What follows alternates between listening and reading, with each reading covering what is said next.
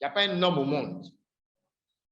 Et même, je vais aller plus loin. Il n'y a pas même une femme qui va dire qu'elle est à l'abri de tout ce qui est attaque de l'ennemi sur ses vertus. C'est-à-dire que même la femme la plus vertueuse, là, si elle n'est pas intelligente, c'est là qu'elle va penser que c'est un acquis pour elle. C'est Proverbe 31, non? Qui parle de la femme vertueuse et tout ça. Vous croyez qu'il y a une femme vertueuse par acquis? C'est-à-dire que tu vas venir et puis tout est là. Tout... Non. Le combat par rapport aux vertus, là, c'est un combat, dis à ton voisin, de tous les jours. Ça veut dire que même toi qui prétends être vertueux ou vertueuse, si chaque jour tu ne luttes pas, un jour, tu vas dire que non, moi je ne peux jamais regarder un homme si ce n'est pas mon homme. Peut-être que tu as des hommes que tu n'as pas vus.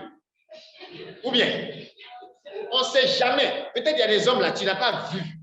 Il y a des gens, quand tu les vois, c'est comme un envoûtement sur toi. Sérieux? Oui. Et puis, quelqu'un ne va jamais comprendre pourquoi tu réagis comme ça. On dirait qu'on t'a envoûté. Il y a des gens, même vous les voyez dans la rue, vous allez dire non, ils ont une onction de séduction, vous mentez. Donc, attention. Il y a des gens, ils sont dans la rue, ce n'est pas comme s'ils ont un esprit de séduction. Mais toi-même là, il y a un côté de toi que tu ne te connaissais pas. C'est ça qui est réveillé. On va mettre ça sur l'enfant des gens. Amen. On va casser les papos aussi. Donc, on doit prier sérieusement. C'est un combat de tous les jours, ou bien. Vous êtes là, mais pourquoi ce monsieur-là? Il est là, pourquoi il est manipulé comme ça par la petite? Souvent, la petite n'a rien demandé. Elle était tranquille dans son coin, elle n'a pas demandé à quelqu'un de l'appeler. Elle ne vous a pas dit aussi qu'elle a un esprit de sirène des eaux. Toujours on met sirène des eaux. Toujours on met les choses sur elle. Souvent même sirène des eaux, là même ne connaît pas la petite. Oui.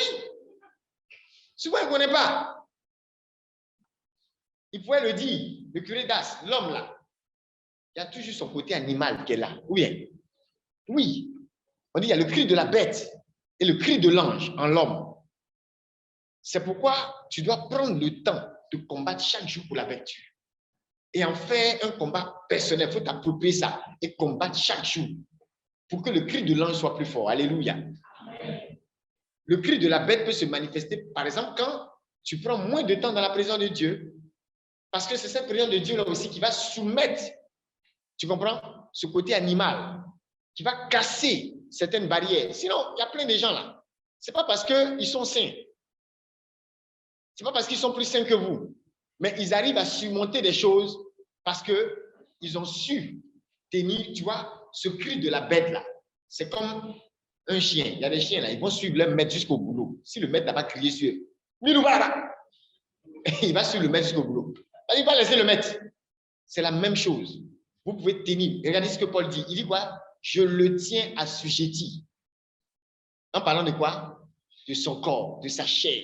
Il parle comme s'il y a un pôle esprit qui est le vrai Paul, et puis il y a le pôle corps, le corps de Paul. Il ne confond pas les choses. Élève la voix.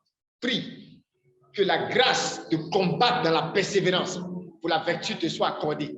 Et que tu sois aussi dans cette persévérance concernant les membres de ta famille, tes enfants, ton conjoint, ton partenaire. Que le Seigneur te donne cette grâce de persévérer dans la vertu, de persévérer dans le combat pour la vertu, pour toi comme pour l'autre.